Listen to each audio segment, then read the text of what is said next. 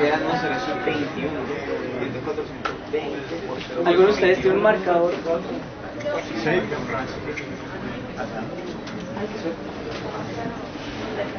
No, de la cajita.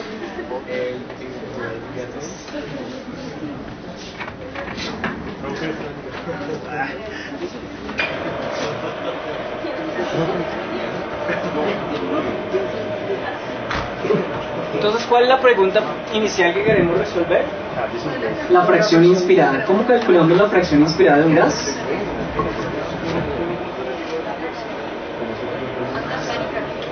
Entonces necesitamos la presión atmosférica, que en este caso nos la dan 420 milímetros de mercurio. Entonces tenemos los 420. Esos 420 que están representando. ¿Perdón? Ah, listo, sí. O poner la pantalla.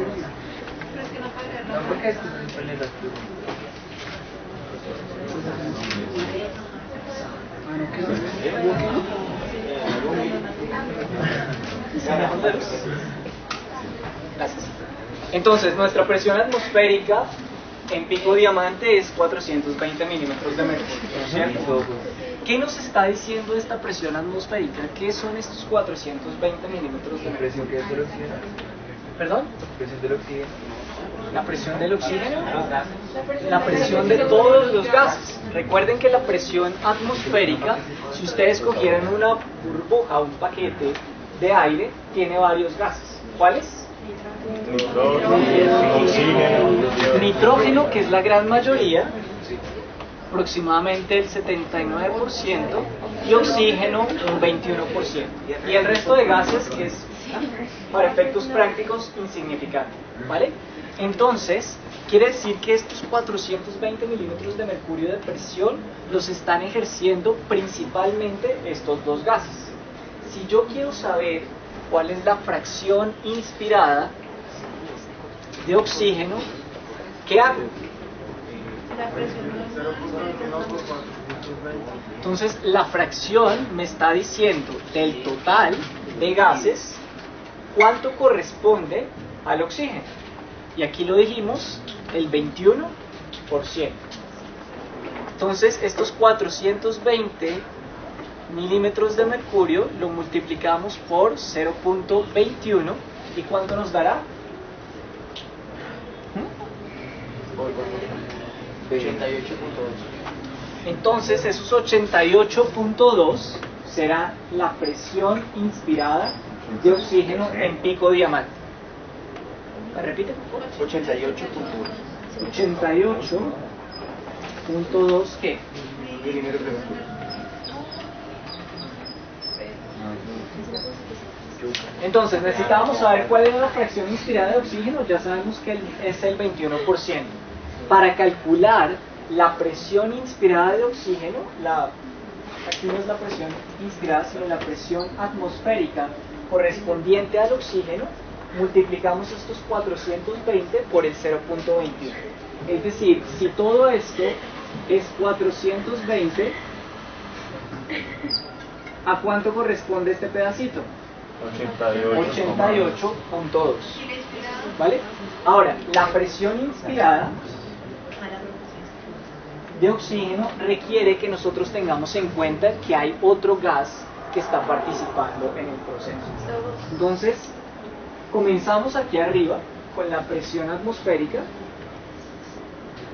pero cuando nos trasladamos de la atmósfera a la vía respiratoria superior va a ocurrir una caída. Esa caída, ¿por qué se da?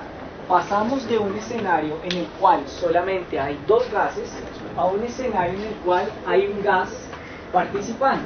¿Qué es cuál? Cuando ustedes se aproximan, esto es una bolsita y esto es el gas que estoy tratando de representar. Cuando ustedes se aproximan a un vidrio y exhalan, ¿qué ven? Vapor de agua. Vapor de agua, ¿cierto? Entonces ese vapor de agua, ¿qué tanta presión está generando? ¿Cuántos milímetros de mercurio genera? 47. Me falta el 100. Eso quiere decir que ahora estos gases que yo tenía acá van a querer desplazarse a este nuevo escenario, pero hay un participante que no se quiere ir. Entonces, ¿qué le toca hacer a ellos dos? Comprimirse, ¿cierto? Ajustarse a las nuevas condiciones. Entonces, el oxígeno va a estar acá y el nitrógeno va a estar acá. Por consiguiente, para calcular la presión inspirada de oxígeno, ¿qué requiero? Los 420 totales menos los 47 milímetros de mercurio, y esto multiplicarlo por 0.21. ¿Cuánto nos da?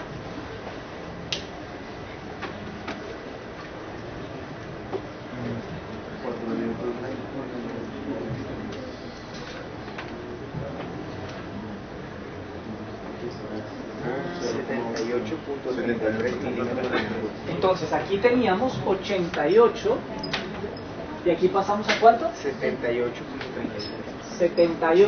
milímetros de mercurio. ¿Sí? Es decir, pasar del aire atmosférico a la vía aérea superior implica que nos estamos perdiendo oxígeno. ¿Sí?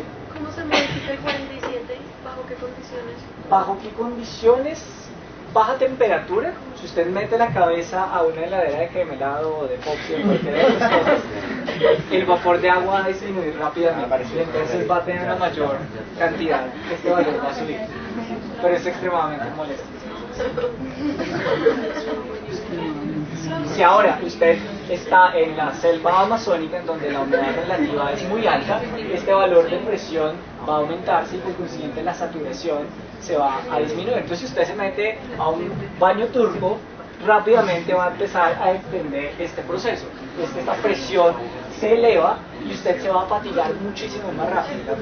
Va a tener rápidamente una taquicardia, simplemente porque está disminuyendo la presión parcial de oxígeno, y recuerde que esa presión parcial de oxígeno le determina la saturación de la hemoglobina y le determina el contenido arterial de oxígeno, y es el oxígeno el que necesita para transportarlo a los tejidos. Moraleja, no hay que meterse mucho tiempo dando. Moraleja, meterse el lado por... Comerse el helado y no meterse el helado. ¿Sí? 420... O sea, los 420 no eran antes del vapor, entonces ¿por qué les restas si ni siquiera... Porque tenemos, imagínense, este es el aire, ¿cierto? Si yo cojo aquí una bolsa de aire imaginaria, aquí hay 560 milímetros de mercurio. En pico diamante hay apenas 420, porque en la medida que yo subo a mayor altura hay menos presión de los gases, porque están más lejos del centro de la Tierra. Si ustedes se ubican a nivel del mar, la presión es 760 milímetros de mercurio. Si están dentro del mar, la presión progresivamente va aumentándose más. ¿Vale? Ahora, estos gases quieren desplazarse a un nuevo compartimento, la vía aérea superior, la boca, por ejemplo, o la tráquea. Pero resulta que allí hay unas células que normalmente están produciendo agua, y por consiguiente el agua, como hay una temperatura determinada de 37 grados, si bien el punto de evaporación del agua es 100 grados centígrados, las moléculas que están más en la periferia, con una temperatura de 37 grados centígrados, van a experimentar el proceso de evaporación y va a tener una presión determinada. Entonces aquí hay un gas que usted no puede sacar, pero quiere meter estos dos gases. Entonces, como es un espacio reducido, estos dos gases deben ajustarse a las nuevas condiciones. No solamente se disminuye la cantidad de oxígeno, sino que también se va a disminuir la cantidad de nitrógeno. Bueno.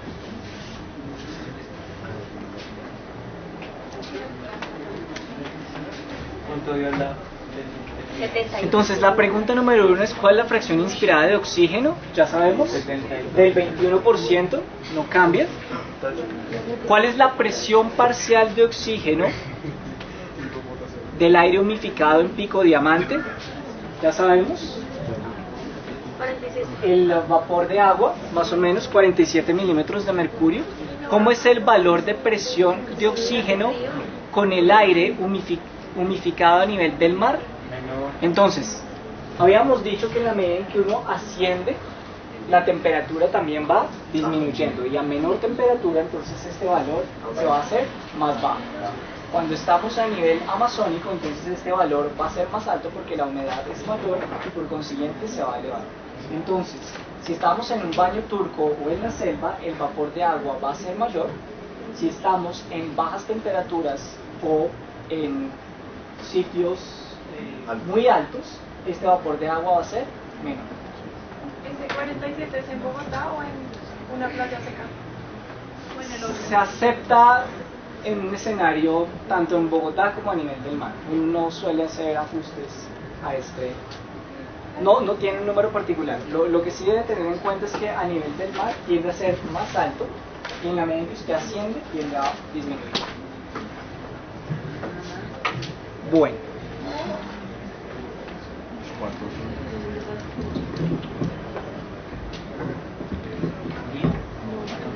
Durante el chequeo médico realizado antes del ascenso, el cual se hizo en Bogotá, la presión arterial de oxígeno fue 98 milímetros de mercurio. Si la presión de oxígeno hubiera sido medida a su llegada a pico, si la presión de oxígeno medida a su llegada a pico de diamante hubiera sido unos 50 milímetros de mercurio, ¿por qué la presión de oxígeno disminuye al ascender a grandes alturas? Ya lo hemos mencionado, pero calculemos cuál es la presión inspirada de oxígeno en Bogotá. ¿Cómo lo hacemos? Con la altura. Sí, Entonces, a nivel de Bogotá no es 420, sino 560.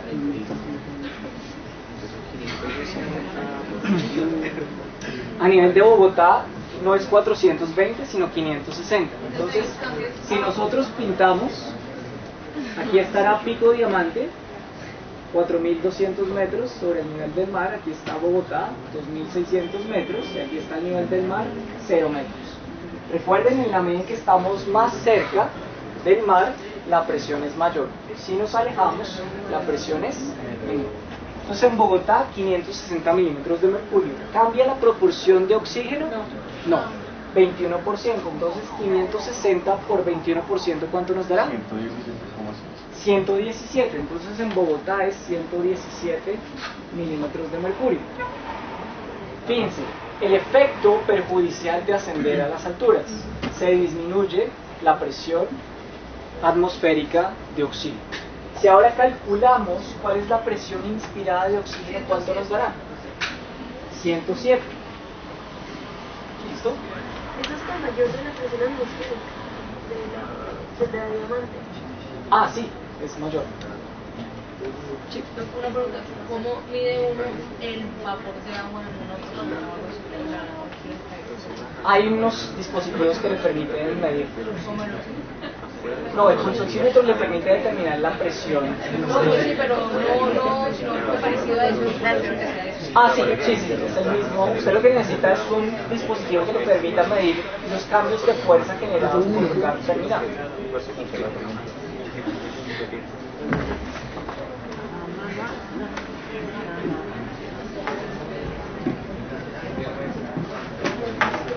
Bueno, prediga si cada uno de los siguientes parámetros respiratorios estará aumentado, disminuido o sin cambios en Pico Diamante. Explique por qué cada uno de los cambios predichos ocurrirá. Entonces, ¿qué pasará con la frecuencia respiratoria de esta persona una vez asciende? Aumenta. ¿Por qué? Porque requiere más que la presión atmosférica de oxígeno. Entonces recuerden, el primer estímulo para incrementar la frecuencia respiratoria fue un aumento en la presión parcial de CO2. Ese CO2 difundió hacia el líquido cefalorraquídeo, se disoció en protones y esos protones disminuyeron el pH. Esa disminución del pH es sensada por los quimiorreceptores que estimulan un incremento de la frecuencia respiratoria. B. El porcentaje de saturación de la hemoglobina. ¿Qué pasará con ella? ¿Será que aumentará, disminuirá o se mantendrá estable? Aumenta para captar más oxígeno. Igual disminuye. Aumenta. Aumenta para completar la Disminuye porque los Sí, menos oxígeno. Exacto. Menos oxígeno también. disminuye Claro. porque los tejidos Entonces habíamos dicho aumenta para que pueda captar que en el eje X teníamos la presión de oxígeno y en el eje Y teníamos la saturación, ¿cierto? Y este es el comportamiento apropiado. La saturación es una función que depende de quién, de la presión, ¿cierto? De forma que si yo reduzco la presión, ¿qué va a pasar con la saturación? Aumenta. Si yo comparo este punto o este punto con este, ¿qué pasará con la saturación? Entonces, a menor presión parcial de oxígeno, necesariamente va a haber menor saturación.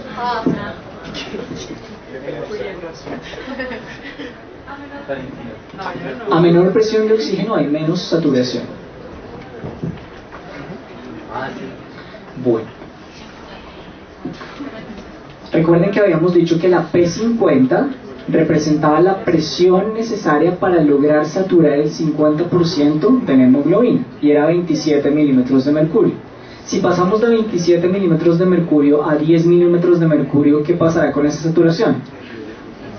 Va a disminuir necesariamente. ¿Listo? Bueno. C. La presión de oxígeno. ¿Cuál será la presión a la cual la hemoglobina estará saturada al 50%? Ya la dijimos. 27 milímetros de mercurio para la hemoglobina adulta. ¿Y cuánto para la hemoglobina fetal? ¿Más o menos? Menos. Es más afín, ¿cierto? Menos de 27. 10 milímetros de mercurio puntualmente. D. Presión en la arteria pulmonar. En la arteria pulmonar, ¿qué ocurrirá? Aumenta. Aquí lo primero que ustedes tienen que definir es qué presión. Hemos dicho que existe la presión parcial de oxígeno, la presión de CO2, la presión de la sangre sobre la arteria pulmonar. Entonces, por ejemplo, ¿qué ocurrirá con la presión de oxígeno en la arteria pulmonar? Será más baja, ¿cierto? ¿Por qué? Porque hay menos cantidad de oxígeno disponible, ¿cierto?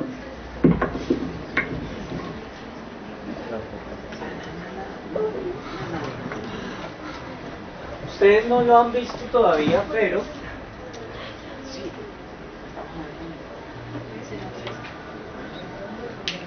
un gas, asumimos que aquí está la vía aérea superior, el objetivo es que ingrese, ¿cierto? Vimos que en la atmósfera, ¿cuántos gases hay? 2 grandes. Nitrógeno, oxígeno, pero aquí hay un cuarto habitante. ¿Cuál será? Ese era el tercer habitante, el vapor de agua. ¿Y cuál será el cuarto? CO2. ¿Por qué? Porque ese CO2 se está produciendo aquí y está difundiendo al alveolo, ¿vale? Si yo tengo una gran cantidad de presión en la atmósfera, tendré mucho o poco oxígeno en el alveolo. Mucho, ¿cierto? Es una relación directamente proporcional. A mayor presión atmosférica, mayor presión alveolar de oxígeno. ¿Qué pasará entonces si yo reduzco desde el nivel del mar a Pico Diamante la presión atmosférica? Necesariamente se reduce la presión de oxígeno, es decir, se va a generar una hipoxia. Va a haber menos oxígeno que difunda en esta dirección. ¿Qué pasará con la presión en la arteria pulmonar de CO2? Entonces, el oxígeno se reduce, el CO2 va a aumentar, ¿cierto? Pero ¿qué pasará con ese CO2? Rápidamente lo estamos barriendo y por consiguiente la persona está hiperventilando. A nivel venoso, ¿qué va a pasar con esta cantidad de CO2? Va a estar baja. Entonces se va a producir una alcalosis respiratoria porque está hiperventilando. tenemos un incremento en la presión. Esta es la arteria y esta es la vena. A nivel arterial, ¿qué pasa con la presión de CO2? Está elevada, ¿cierto?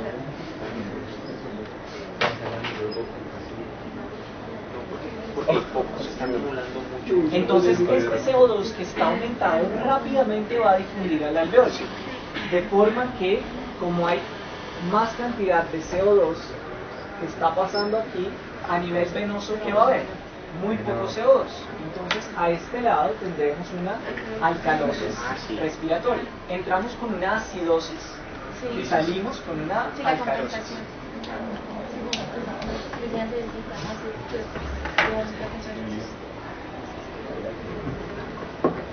Bueno, cuarto.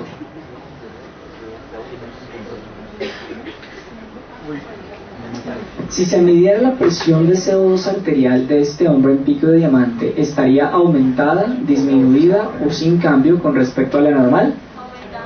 Aumentada, ¿cierto? La presión arterial pulmonar, porque la presión arterial sistémica, ¿cómo estaría? Entonces, para la arteria pulmonar estaría aumentada, pero recuerden que a nivel venoso, esta vena pulmonar después va a drenar a ventrículos, después va a ir a arterias. Entonces la circulación arterial sistémica sería baja. Entonces aquí les dice arterial, pero entonces ustedes deben pensar cuál de las dos arterias, pulmonar o sistémica. Bueno, ¿cuál sería la explicación? Ya la mencionamos. ¿Qué efecto tendría el pH arterial? ¿Qué alteración ácido-base causaría? También lo dijimos, en la medida en que se barre más CO2 a nivel venoso se va a producir una alcalosis respiratoria. Los montañistas utilizaron tanques de oxígeno y máscaras para respirar oxígeno al 100%. ¿Cuál será la presión parcial de oxígeno respirando oxígeno humidificado al 100% en Pico Diamante? ¿Qué nos está diciendo aquí?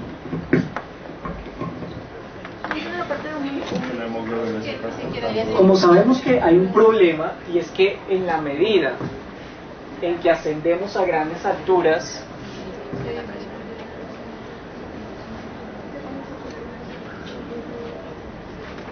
reducimos la presión. Si yo coloco ahora oxígeno suplementario al 100%, mi bolsa ya no va a tener nitrógeno, sino solamente oxígeno. Si yo aumento la cantidad de oxígeno a nivel atmosférico, al cuerpo, porque tampoco tienes húmedo, ¿no?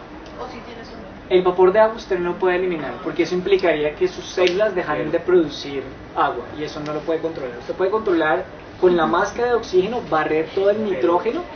420 por 100. 420 por 100, o sea, 420, ¿cierto?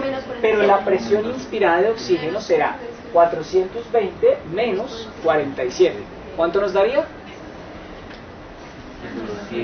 420 menos 20. ¿Cuánto?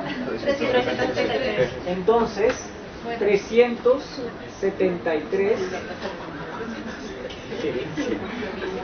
Miren lo que hicieron. Con suplementar oxígeno, en estas personas pasaron de 78 a 373 milímetros de mercurio. Eso quiere decir que aquí ya no hay nitrógeno, sino que hay mucho oxígeno. No pueden deshacerse de todo el CO2 porque siempre está difundiendo una pequeña parte. Pueden barrerlo rápidamente, pero tampoco pueden deshacerse del vapor de agua. ¿Ese cambio brusco el cuerpo lo tolera o no es un cambio brusco para nada? Porque pues normalmente está acostumbrado a recibir un 21% de oxígeno y ahora está recibiendo 100. Sí, eso necesariamente le genera cambios y no le genera estrés a las células. O sea, Pero lo que usted gana aquí es que ese oxígeno, la difusión de un gas, va a depender de una constante de difusión que es particular para cada gas, el gradiente de presiones que exista, e inversamente proporcional al espesor. Entonces, si este espesor es muy grande, esa difusión se va a reducir. Pero si esta membrana es muy delgadita, esto se hace casi insignificante. Entonces, a mayor diferencia de presiones, mucho oxígeno acá y poco acá, rápidamente va a difundir a las arterias. Entonces lo que ustedes ganan con suplementar oxígeno es que haya más presión arterial sistémica de oxígeno. Una pregunta, si se produce una hiperoxemia, ¿qué patología se puede presentar? ¿Qué reacciones tiene?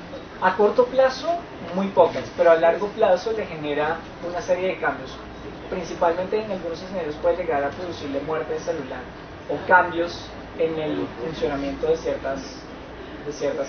Se vuelvan menos, algunas enzimas se inactivan, otras se vuelven muy activas, algunas que deberían estar apagadas se aumentan.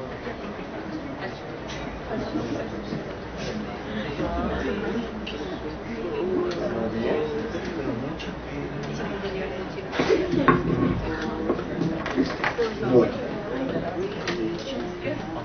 ¿Qué efecto tendría respirar oxígeno al 100% sobre la presión arterial de oxígeno? Ya sabemos, la incrementa significativamente.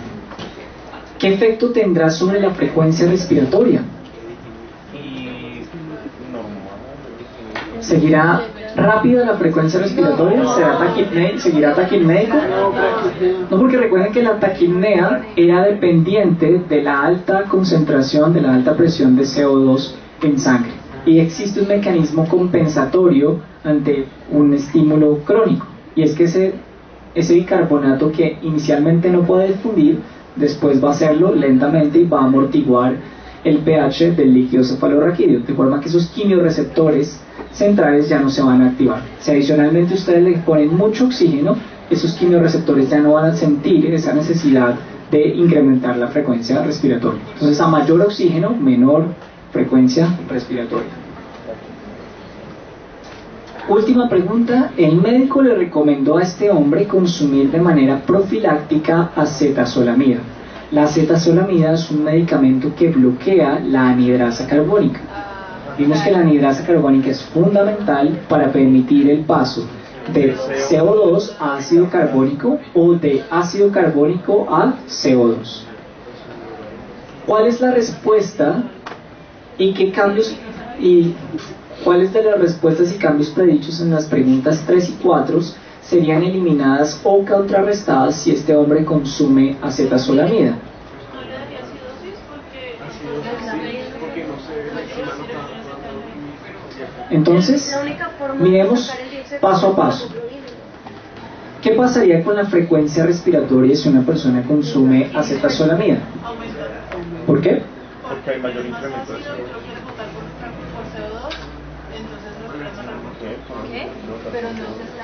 Recuerde que es el CO2 el que difunde a través del líquido cefalorraquídeo, de forma que si ese CO2 no se produce, no podría difundir al líquido cefalorraquídeo y por consiguiente no habría cambio en el pH.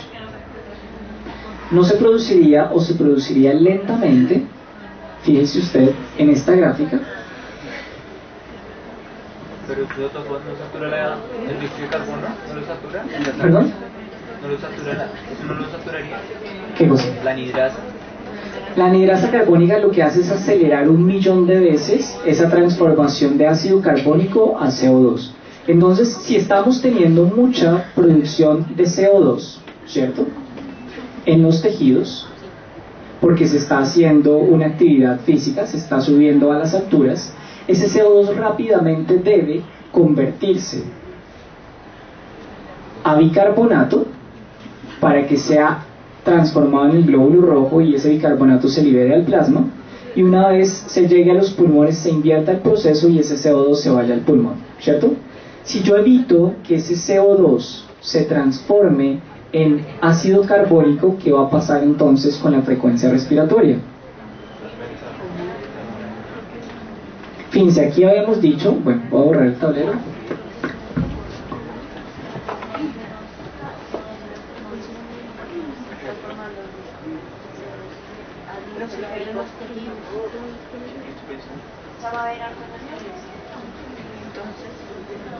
Fíjense, aquí tenemos el CO2, ¿cierto? Ese CO2, en presencia de la anhidrasa carbónica, va a producir bicarbonato y protones. Yo lo que estoy dando es un medicamento que me bloquee esta anhidrasa carbónica. Si se bloquea esta anhidrasa carbónica, no se va a producir bicarbonato, no se van a producir Pero hay muchos protones CO2 en los tejidos. y por consiguiente no se va a reducir el pH por este lado, ¿cierto? Pero el problema es que yo no necesito que ocurra esto en sangre. El CO2 puede difundir al líquido cefalorraquídeo y aquí en el líquido cefalorraquídeo va a experimentar ese proceso de disociación. Resulta que esta membrana sangre-cerebro es muy selectiva a ciertas sustancias. Hay cosas que deja pasar y otras que no. Seguramente la acetazolamida va a inhibir la anhidrasa carbónica de la sangre, pero no va a inhibir la anhidrasa carbónica del líquido cefalorraquídeo porque no puede pasar como si lo hace el CO2, ¿cierto? Sí. Entonces, si yo estoy bloqueando esta vía por la cual estaba disminuyendo parcialmente la cantidad de CO2, lo que termino produciendo es mayor cantidad de CO2 que va a irse ahora en esta dirección. Por consiguiente, entonces, aumentará esto, se reducirá el pH y la frecuencia respiratoria aumentará más. ¿Listo? Se equivoco el doctor. Se manda de sacar el diploma, Se le quitan la licencia. No, no entiendo. O sea, ¿para qué le doy eso? A corto plazo. Eso asumiendo el escenario en el que la acetazolamida no pase la barrera, pero si pasara la barrera, ¿qué ocurriría? Igual, este CO2 no podría transformarse en protones y esos protones no cambiarían la frecuencia respiratoria. Igual tengan en cuenta que esa reacción se puede dar espontáneamente. La acetazolamida lo que hace es acelerar, pero entonces tarde o temprano ese CO2 que pasa pues más lentamente se va a convertir en protón y en bicarbonato. Entonces, asumiendo un escenario en el cual hay paso de la acetazolamida a través de la barrera, tendríamos muchos CO2 y ese CO2 es sensado por esos quimiorreceptores de forma que se reduciría el pH y por consiguiente se aumentaría la frecuencia respiratoria. ¿Sí? Si yo ahora ajusto o tengo en cuenta esos cambios a largo plazo, fíjense que yo necesitaba que hubiese un ajuste crónico de este bicarbonato. Necesito darle tiempo para que difunda a través de la barrera hematoencefálica. Una vez empieza a difundir y se comienza a incrementar acá, sirve como buffer para empezar a amortiguar este escenario. Entonces, podríamos decir inicialmente, lo que finalmente termina sensando los quimiorreceptores fue esto, el cambio del pH. Si yo demoro esta transformación a protones, no se va a disminuir tan rápido el pH y por consiguiente los quimiorreceptores estarían en este estado.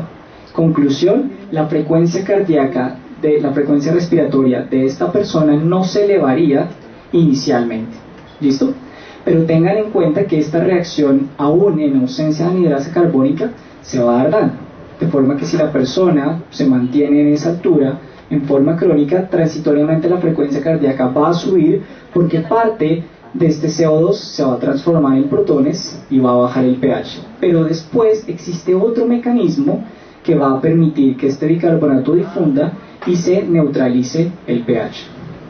Entonces, le dieron este medicamento para reducirle la frecuencia respiratoria inicialmente.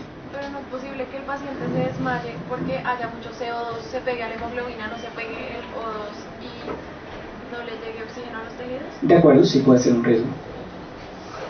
No, es porque le mueves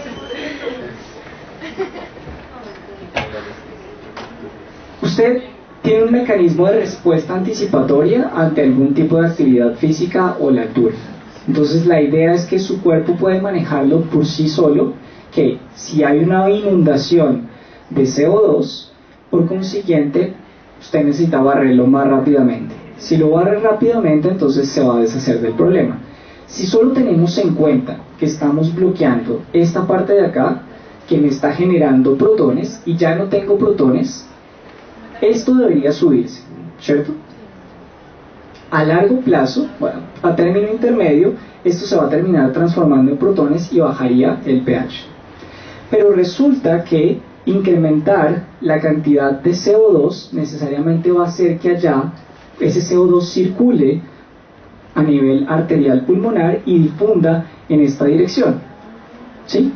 Entonces usted lo está acumulando en forma de CO2, no está afectando la frecuencia respiratoria, pero sí está aumentando la presión, el gradiente de presiones para que difunda a nivel pulmonar.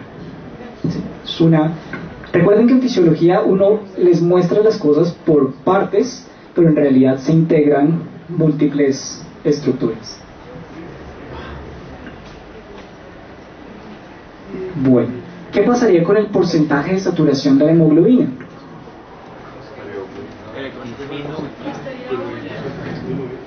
El porcentaje de saturación de la hemoglobina, ¿de qué depende? ¿Cuánto oxígeno? De cuánto oxígeno haya y de la presión parcial de oxígeno disponible. Entonces, si habíamos dicho que existen dos efectos, el efecto Bohr y el efecto Haldane, si incrementamos la cantidad de CO2 disponible, ¿qué pasará con esa hemoglobina? Preferirá al CO2 y por consiguiente dejará al oxígeno para que difunda más hacia los tejidos, es decir, desplace la curva hacia la derecha. En otras palabras, con ese medicamento estamos haciendo que esa persona respire transitoriamente menos y que el oxígeno difunda más fácilmente a los tejidos. ¿Sí? Bueno, la presión de oxígeno a la cual hemoglobina, tercera, ¿cambiará la P50 de la hemoglobina por efectos de la acetazolamida? ¿Por qué menos hemoglobina ocupada por oxígeno? No, recuerde que la variable independiente allí es la presión de oxígeno, y la presión de oxígeno solamente depende de la presión atmosférica, o sea, no cambiaría. Muy bien. La presión en la arteria pulmonar. ¿Qué presión? ¿De oxígeno? La presión de CO2, ¿qué pasaría, por ejemplo? Estaría más aumentada, ¿cierto? Porque no puede haber esa conversión de CO2 a bicarbonato y protón, entonces se aumenta más la cantidad. ¿Qué pasaría con la presión arterial de oxígeno? En la arteria pulmonar. No le afectaría, porque recuerden, la presión de oxígeno depende única y exclusivamente de la presión atmosférica, de cuántos gases haya disponibles en la atmósfera. Bueno, ¿qué más nos decía acá? ¿Cuáles de las respuestas y cambios predichos en las preguntas 3 y 4 serían eliminadas o contrarrestadas? En la pregunta número 4, si se midiera la presión de CO2 arterial de este hombre en Pico Diamante, ¿estaría aumentada, disminuida o sin cambio? Ya dijimos, si utilizamos acetazolamida, esperamos que esa presión arterial pulmonar de CO2 se eleve. ¿Qué efecto tendría en el pH arterial? A largo plazo disminuye. Pues a corto plazo nada. Sí, que se mantenga normal. A corto plazo nosotros esperamos, normalmente debe correrse para producir protones y bicarbonato, pero como estamos bloqueando la producción de protones, esperamos que el pH se mantenga estable. ¿Listo? Como la acetazolamida no puede evitar que haya conversión de ese proceso, sino que lo acelera, a largo plazo ese CO2 aumentado finalmente va a producir protones y bicarbonato, de forma que el pH transitoriamente va a descender. Sí. Listo. ¿Tenemos alguna duda? Entonces, siendo las 3 de la tarde, damos por terminada la sesión. Gracias.